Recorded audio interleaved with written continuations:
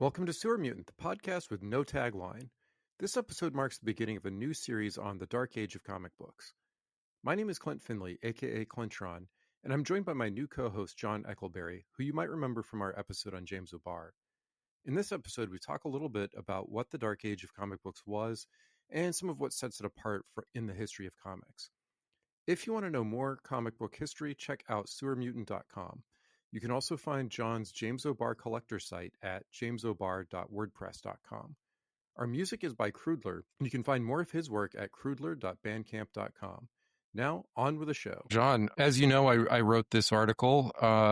That's going to be the first of a few articles exploring the dark age of comic books, of what I and some other people call the dark age of comic books. And I sort of define it loosely as starting around 1985 and going to about 2000. I think we're about the same age, so it's a period that would cover basically our entire childhoods. Something I hadn't even realized until after I published the article and I was talking to my mom is that I started reading comic books in 1986, and I graduated high school in 2000. So it really is like that entire period for me of being a kid. Essentially, was this period that I call the dark age of comic books.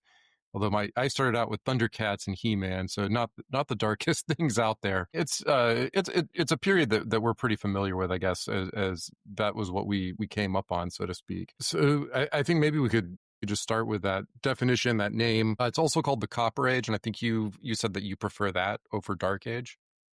No, when I was doing a little reading before, I did, just because, of the keeping with the theme of the metals, but I actually think that I like the Dark Age better now that I've read more into it. The only other thing that I might call it, if I was splitting up ages and basing them on the ages of man in Greek myth, after the Bronze Age, they have the Heroic Age, and I think this would be like the anti-heroic age. Yeah. But, Dark Age basically says that all in one word by itself.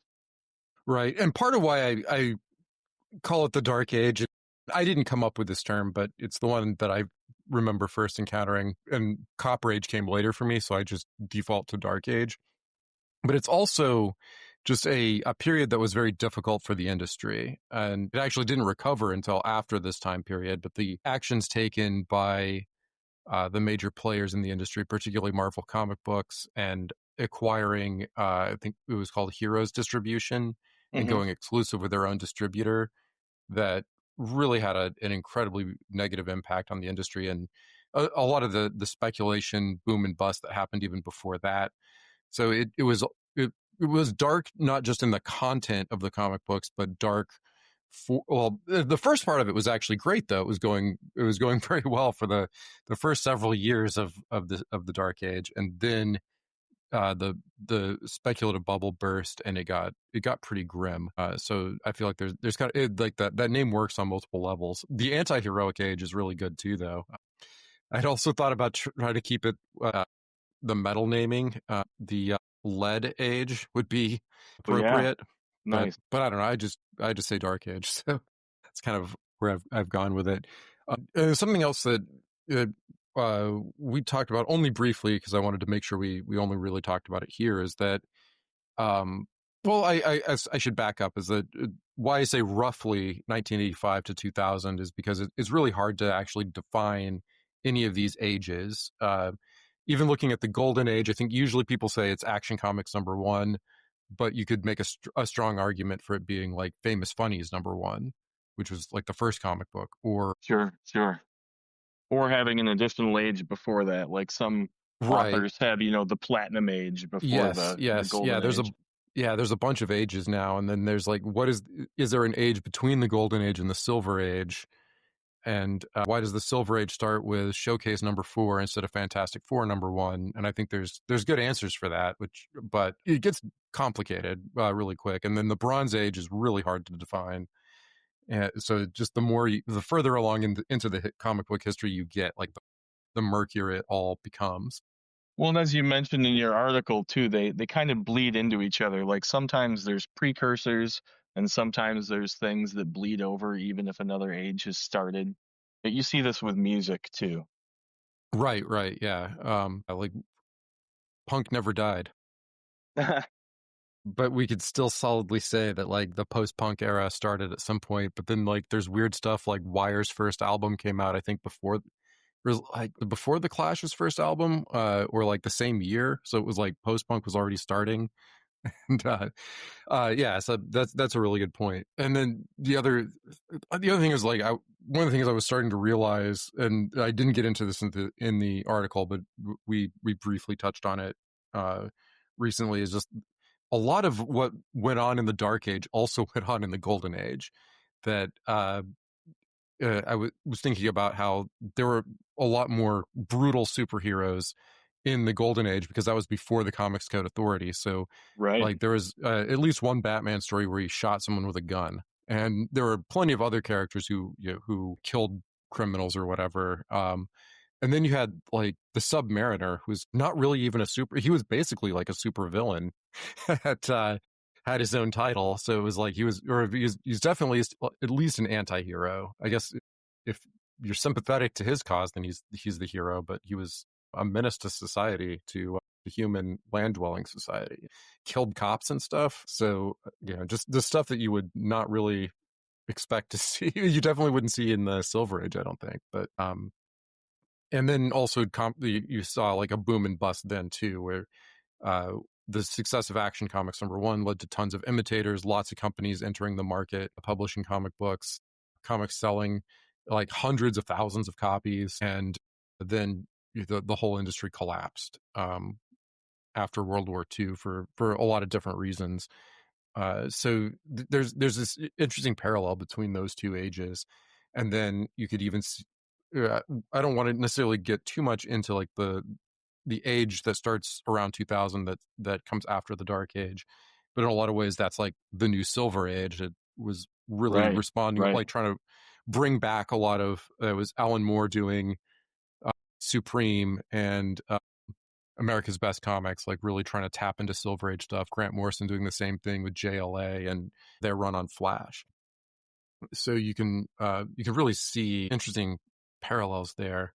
And so now we're kind of getting back into like a new Dark Age almost, where not necessarily even in a negative way at all, but just looking at stuff like the Absolute line and how like the stories are kind of dark, but like I'm thinking about that more in just terms of like the radicalness of the art styles. Where that so I back to back up again, one of the things I think is interesting about the Dark Age and that sets it apart was like how different art styles got, where they used to be more of like everyone's trying to draw the same essentially, and there was kind of like a house style at Marvel, and certain artists got to break away from, like Jack Kirby kind of got to do his own thing, Steranko got to do his own thing, but Neil Adams got to do his own thing. But for the most, and then Neil Adams kind of became the house style at DC, or maybe other artists. But the point being was like there were kind of expectations and more consistency in the style of art. And then in the Dark Age, that just went out the window. And Miller was really going, once he started doing Ronin and the Dark Knight Returns, he was kind of going off the rails. I'm not sure how to say his name. Bill Seinwick. Sinkovich. Sinkovich. Sinkovich. Thank Sinkovich. you. Yep. I mean, that was just bonkers to look at. I mean, even in I didn't see his stuff probably until in the 90s, and it still was like blowing my mind that was like what the New Mutants looked like in the 80s.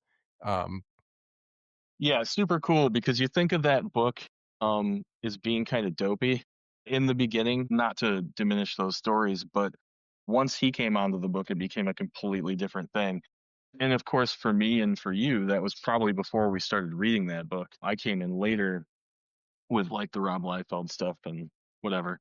Yeah, my first issues of it had like it was like when Barry Windsor Smith was doing the covers, and I wasn't reading it consistently, but that was like one of the first comics I got, especially that wasn't like one of the licensed Marvel comics, was an issue of New Mutants that had Captain America punching out Magneto on the cover, which is Oh kind of yeah, weird. yeah, But yeah, it definitely didn't look anything like Sienkiewicz's. And then the image artists came on the scene and they were doing stuff. Walt Simonson, I think, is an artist that doesn't get enough appreciation yeah. these Walt days. Simonson's awesome, and he's Yeah, done everything. Mike Zack. So there were a lot of artists that were really just breaking out of the confines of what was possible in the Silver and Bronze Ages in mainstream comic books, at least. And it seems like comics got a lot back to having the house style in the aughts and the early 2000s, and now it seems like we're breaking away from that again with some of what's coming out now. And I don't know, yeah. Also return to some of the big things that brought me into comics in terms of licensed comics, like G.I. Joe and Transformers got relaunched. I don't know. There's probably a lot of it is being driven by nostalgia of like stuff being sold to guys like us Certainly, our certainly. I age. mean, the average age of the comic buyer has got to be much higher, than it used to be. But that being said, I am always surprised when I run into folks that just started buying comics or maybe started buying comics like 5 years ago or whatever. And like there are new readers. When you grew up in the 90s and you read comics, you kind of get this sense that only 40-year-old men read comics now. But there are new readers out there, and it makes sense that all this stuff is cyclical. The stories themselves are cyclical when they reset to the status quo, but also, like you said, the ages kind of repeat and the themes repeat, and the artistry of it kind of goes up and down. I don't know. There's a lot of things in the Dark Age that I think are interesting, though, and are somewhat unique to it. Of course, Image Comics is one of the huge, huge things, but it's funny because for me personally, when the Image guys broke away and started Image, I didn't start reading a bunch of Image comics. That was when I started reading Marvel comics. And so I started a little bit later than you. I started in early 92 collecting. I'd maybe had a few comics before that, but that was the first time I started like going weekly to the comic book store to buy comics off the racks. And so I was buying stuff that was made by the guys that Marvel pulled in to fill that void from the Image guys leaving. So I was getting, like the Kubert brothers and Bill Sienkiewicz did come back a little bit for a few of the X books, and Larry Stroman on X Factor, and there was a lot of cool stuff going on because they had to scramble. Like Claremont being on X-Men for 16 or 17 years or whatever, and then getting pushed out. That's huge. Like that's massive. It's insane that he got pushed out to make room for somebody that left less than a year later. It's a wild time. So that's another big bookmark I think of that era is Claremont's X-Men ending and then the subsequent run of X-Men. And so Scott Lobdell is kind of derided I think by some, but it's funny because like the time that he wrote X-Men was exactly the time that I bought books off the stands. Like he wrote from I think issue 286 to 350, and that's like almost exactly what I bought like when I started and when I ended. I think I started with 288 and I ended with like 360 or something. So I read from 92 to like late 98. That was like my formative pulling books off the stands years. And so that's all smack dab in the middle of all this bust and boom and anti-hero stuff and all of it. Yeah.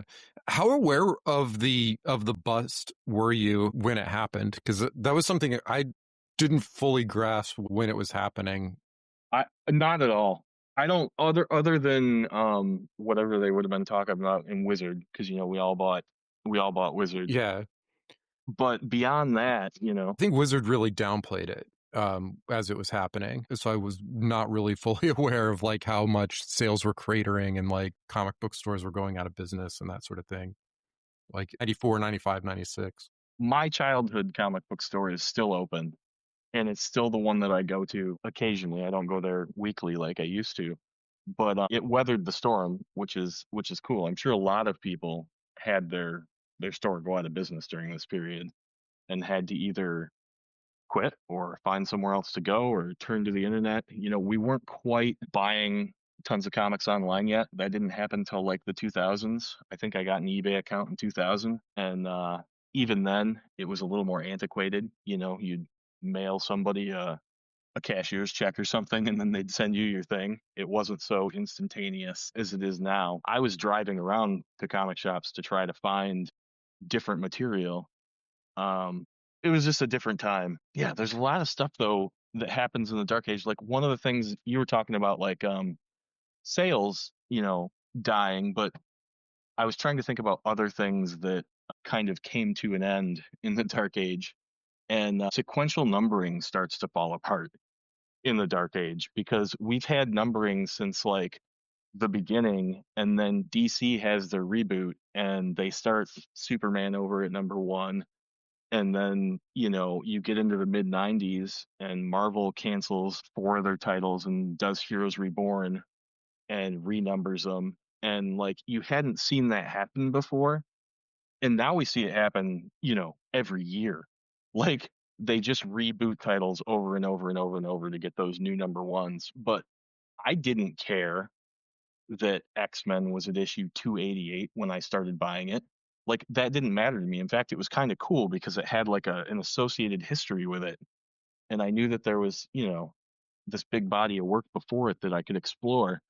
And now if somebody tries to pick up a comic, what do you read? Like number 1 doesn't mean anything, and maybe the next volume starts a year later, or maybe it goes to issue 35 and then all of a sudden it's issue 600 because they want to do the legacy numbering, Yeah. but then they sell you that issue and then they go right back to issue 1 again, and like it becomes this huge convoluted thing. Yeah, I have a lot of sympathy for people starting collecting now because it is so confusing. Like I wouldn't like if somebody came to me and asked me like where to start, like I would have a hard time, you know, telling them what to do. I mean, obviously I'd ask them like, well, what characters are you interested in? Like what kind of movies do you like? And try to point them to something more self-contained as a starting point. But like, yeah, how to actually if you it's like, all right, I'm really into the Hulk.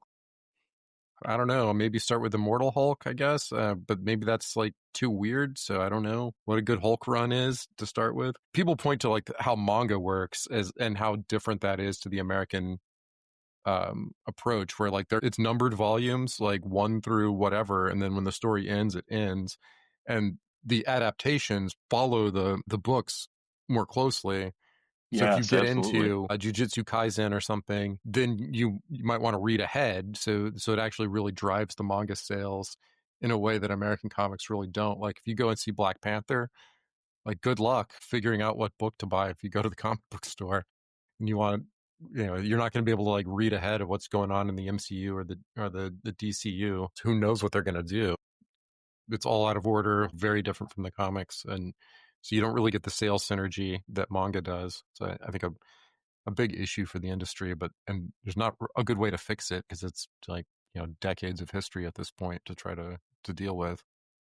Yeah, and it's tough the more decades you have, right? Like I understand why DC wanted to do some kind of story to consolidate their canon because they'd been around for so long. Whereas Marvel, ostensibly you could start in the 60s and read all the way up to, I don't know, I guess 2015 Secret Wars, and it's like kind of one story without having too many major like reboot type events. DC for whatever reason feels the need to reboot in story, so they like frequently use the Flash to do that. But Marvel, when they decided to reboot, when they did Ultimate Spider-Man, they didn't just like reboot their line, they just had a second line of comics, but the other line of comics kept going too. And like when they did Heroes Reborn, they only did that for a year, and they brought those characters back into the regular Marvel universe, renumbered of course, but it was still a sequential history that you could follow. And I think that the Dark Age was kind of like the last leg of that ongoing story before they really just kind of reset the status quo and reverted, because you saw things like legacy characters getting to continue on, like Johnny Blaze wasn't Ghost Rider in the Dark Age at all. Dan Ketch was Ghost Rider, right? Like, and Yeah, he got to be that generation's Ghost Rider. Barry Allen wasn't the Flash. Wally West was the Flash for like 200 issues of the Flash. Like, it wasn't just like he came in and was the Flash for a second until the regular guy came back. he's Like, probably been. Yeah, Wally West has probably been in more Flash comics now than Barry Allen or Jay Garrick. yeah, possibly. I mean, that was a huge run, and I mean, he's still in the comics, even though Barry Allen's back, which Yeah, we won't talk about that right now, but I actually think when we talk about later ages, Barry Allen coming back again is almost like one of those markers of, Yeah, you and know, that was, I think, part of DC Rebirth, and that's one of the things I've considered too, is like, is that like Hal Jordan comes back, Barry Allen comes back. That's like later. But it's like earlier that, I don't know. Yeah, it's a whole thing. But yeah, yeah, it's like 2005 for Green Lantern, and then I think late 2008, early 2009 for Barry Allen. But yeah, those things are definitely things I would talk about. I guess the other character that I was thinking about too, that kind of signifies the Dark Age for me, is Starman for DC. So oh yeah. he's the son of the original Starman, right? And he shows up in Zero Hour, and then his book runs from 94 to 2001. Like that's basically like that's smack dab in the Dark Age. They're like that's a character that only exists in that time period, and then somebody else is Starman later or whatever, right? Yeah, I think So like the old Starman comes back, yeah, but I don't know for sure. Yeah. No, and that's interesting. Yeah. same thing for Dan Ketch too. Like Dan Ketch is Ghost Rider, and they make a big deal like in the '90s how like Johnny Blaze is done being Ghost Rider. He's not going to be Ghost Rider again. Dan Ketch is Ghost Rider. And Johnny Blaze even comes back as a supporting character, but not as the rider. But then like at the end of the '90s, the book gets canceled. A couple of years go by, and then suddenly, with no real explanation, in 2001, Johnny Blaze is just Ghost Rider again. It does the story doesn't even really make sense, but they do that status quo reset, and then in a way, you kind of feel like that story that you've been reading all the way from 1961 until the end of the '90s is kind of being sloughed off for a soft reboot. And it's not just with that character of course the world changed a lot in 2001 as well, late with September 11th, but even before that, if I look at like my spreadsheets of like X books, for instance, there's a major turnover in like June of '01 where like they cancel a lot of the books and then like restart them with like some of them with different titles and most of them with different creative teams. Yeah, that's And when you then get the Grant Morrison new X-Men and yeah, exactly. Joe They changed some Casey. of the Yeah, titles and right. those guys come in and it's just you feel like it's a different era. And for me, I really felt like that was a jumping off point. Like for some people it was probably a jumping on point. For me it was kind of a jumping off point. Even For me, it earlier than was that a when jumping back on point. well, yeah, yeah. I had been away from X-Men for many years, and then Grant Morrison started doing it. And like, there was that Pete Milligan, Mike Allred X-Force that turned into X-Statics, and so I started reading that. And I hadn't read an X-Force comic, and since I kept reading when Tony Daniels was drawing it. Yeah. By the time Tony Daniel was great. Angel Paulina was on it, I had stopped reading it. Sometime during the Tony Daniels run, I stopped reading it. But yeah, to your point, yeah, there was clearly a big change there, and so it's one of the things that I think we can get into maybe in some later episodes. Is something I'm going to note in the articles, is that usually when you look at these histories, they only look at the comic books themselves and not so much what was going on behind the scenes or in the broader culture. When that changeover happened, I think Joe Quesada had only fairly recently become the editor-in-chief at Marvel. He had been running the Marvel Knights imprint before that, and then he was promoted to running like the whole shebang. Axel Alonso, I'm not sure exactly when he came over from. He had been an editor at Vertigo, and then he jumped ship for Marvel, and so he started to have different people in charge, and they had different ideas, and then the other big thing was the X-Men movie in 2000, Yes.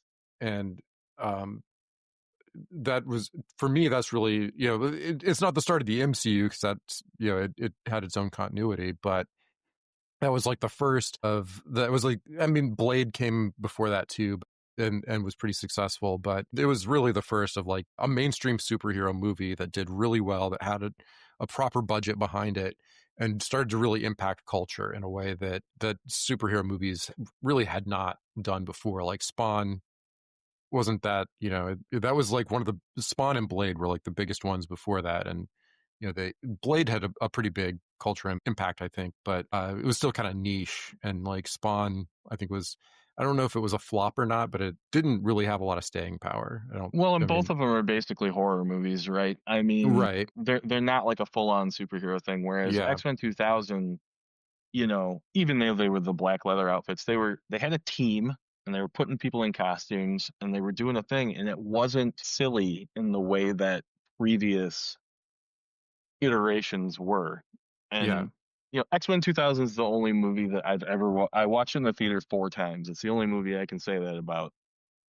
There's many that I did watch 3 times, but that one I kept taking different friends to it because I was like, "Oh, you gotta see this! Like, this is Actually, there were also cool." the original few Batman movies, like the Tim Burton Batman and Batman Returns, and then Batman Forever, which wasn't Tim Burton. Like those ones all did well. They were a big deal, but they didn't really like create like a trend for other superhero movies. It didn't seem like. No, nothing was I able to mean, pick up after it because Batman's, well, he's not really a superhero, right? Like he's a dude in a suit, but he doesn't have yeah, powers or anything. But it is interesting looking at it in conjunction with the Dark Age because you have Dark Knight Returns happen, and then you have Batman come out, which is very influenced by Dark Knight Returns. hmm And that is like the major movie that kind of starts the 90s era. And then when X-Men hits in 2000, that's in the beginning of the next era of yeah, superhero movies. yeah, for sure. And something else that we could touch on here that was something that started during the Dark Age and really accelerated more after that, but the trade paperback. Yes, And that as a format to read comics, where before, like, if you wanted to read John Starlin's Warlock or something, you had to track down individual issues, or so that was, I think, one of the earliest ones that Marvel started to reprint for the direct market. But you had to go out and do that. You couldn't just go to a bookstore and grab a complete volume of it. But that started after Watchmen and Dark Knight, and right. very controversially in Alan Moore's case, they've kept that in print ever since. Oh Lord, I think we may have talked about that previously, but I think there's a clause that says something like it. If it ever goes out of print, it reverts to him, and so it's just never Yeah, gone out of print. yeah, It's still in print now in yeah, and 2025. he's kind of like suggested that they just keep it in print just to keep it away from him. But I've also seen, you look at, like, sometimes like comic book sales charts come out, like Watchmen is a perennial bestseller. Like For it's sure, like sure. often, like, some years it's like the number one selling superhero comic book, like, even 20, 30, 40 years later, however long it's been, almost 40. Yeah. So it's they're not just doing it to spite him, but yeah, Even the way that they assemble the trade paperbacks is different. Like in those early days, they were kind of trying to figure it out, and they're like, "Well, can we make this like a book?" And so they would like omit the covers and like renumber all the pages and stuff and try to like just make like a book out of it. Whereas now, it's very clear that you're reading a collection of issues because you get to have the covers and you get to have the dividers, and the writing has changed too. Like I feel like at Marvel I could read 1 or 2 issues and get a complete story. Whereas now I know that if I read a comic book from Marvel Comics, it's 1/6 of a story because that's what fits in a trade paperback. yeah, it's also just like every book is going, or like every storyline, every series, like like the trade paperback is part of the business model now, and and that's one of the things that's like changed so much that really blows my mind as an aging person, I guess, is like, even in like the early aughts, like a lot of you couldn't get all of the Invisibles or Grant Morrison's Doom Patrol or Shade the Changing Man in trade paperback form. I think, like, for Shade and Doom Patrol, only the first story arcs were collected in TPBs, and so I had to go out and buy individual issues of other issues. And for the Invisibles, like, weirdly, like, some of the story arcs weren't collected, but most of them were. So there was like a big chunk of it that I Yeah. had to, like, seek out individual issues, and there's still just so much stuff that just wasn't collected, like old stuff. And now it's like the expectation is like it's going to be collected, like every old run that you can think of that's important, like, is probably been collected at some point, though now a lot of those are falling out of print, as Yeah. frustrating we found with Alack Sinner, which we'll be talking about. But yeah, like when I was a kid, like there were a few things were in trade paperback format, but like the idea of like waiting for the trade, like no one would do that because there was no expectation that there was going to be a trade for anything other Right. than maybe Sandman had that expectation set pretty early on, that there was going to be a collected edition of every storyline from that book. But anything else, I mean, it was, you know, if it did well, yeah, you'd maybe expect a trade paperback. But now it's just like they don't know. It's like they don't know if it. I mean, I guess it's like the movie industry. Like everything's going to get, VHS, DVD, now Blu-ray. Like there's going to be the home media edition of every movie, right? Right. Where like you expect it, like that. It would be weird if like a movie came out and they were like, no, that's we're done. We're not gonna make a home movie version of this for people to watch later. Which is funny It's just because you're actually starting to see that happen now. I mean, there is a streaming version, but like you see certain shows that they were on DVD up until a certain point, and then they're just like, yeah, we're not making these DVDs yeah. anymore. Well, that's yeah. TV shows were the same way though. Like not every show, you couldn't expect every TV show to end up in a home media format. Also, until kind of the aughts, I think is when you really. I think it was DVDs. I'm wondering if yeah, if the business model evolved or if it's. I know like CDs cost more to buy as a consumer, but they cost the companies that make them less money. And I wonder if DVDs are the same way, so that the companies started to take more risks on putting out entire seasons of shows Yeah, on well, I think it was a huge money generator for them yeah, because it's like once they figured that out. Yeah. there was a second wave of income, right? Like you could have a movie and then even if it didn't do so great, 6 months later you could have the DVD and rake in a bunch more cash. And same thing for shows. Maybe it didn't do super great on TV, but then you can sell the DVD later.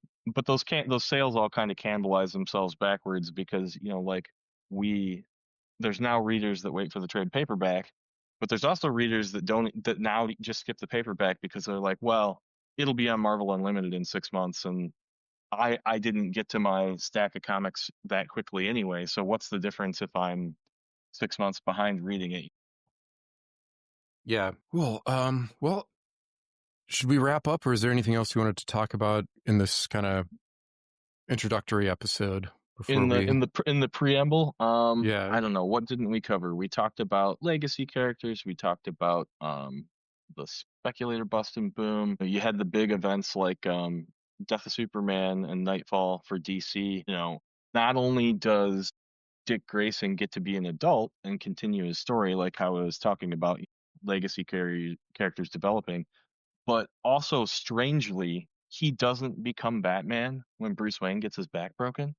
Like a violent psychopath becomes Batman instead, Yeah. which tells you a lot about this era of comics and what was selling and what was interesting to people. Yeah. Yeah. Of Although course. in a way that's they kind of denounce it at the end though, because Batman comes back and he's like, whoa, this guy can't be Batman. Like I have to take the mantle back from this person because this isn't how it should be. So in a way, that's also like a weird denouncement of the Dark Age itself. Yeah. Because Batman has Dark Knight Returns at the beginning of the Dark Age, but as we get to the end of Nightfall, he says, "No, like I need to be like a more heroic version of me." You know, kind of interesting. Yeah.